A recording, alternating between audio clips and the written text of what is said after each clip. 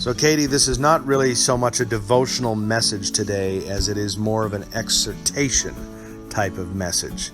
You know, I've thought long and hard about what has made the United States in general so unique among the nations, because really, if we're honest, we have to come to the conclusion that America has been the most prosperous and, you know, despite all of its problems, probably the highest culture that the world has ever known.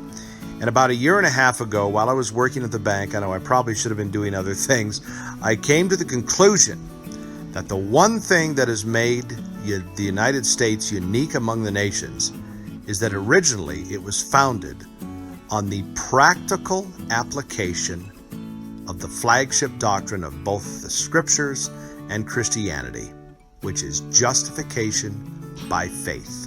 And I'll tell you what I mean by that.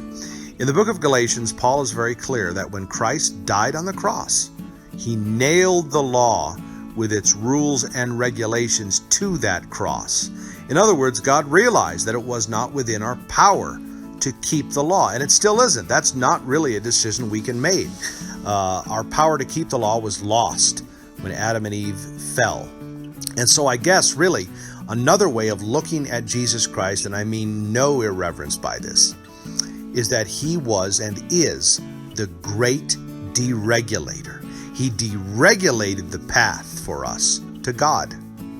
And America was the first country that was founded not on the religious application of justification by faith, but rather the practical and civil application of that doctrine.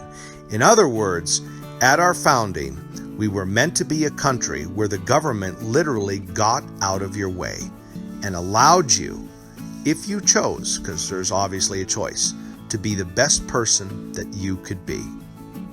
Because it deregulated the path to success. Now, the fact that we are, $22 trillion in debt, in treasury debt now, and are running trillion-dollar deficits every year at the federal level, has nothing to do with our adherence to that doctrine.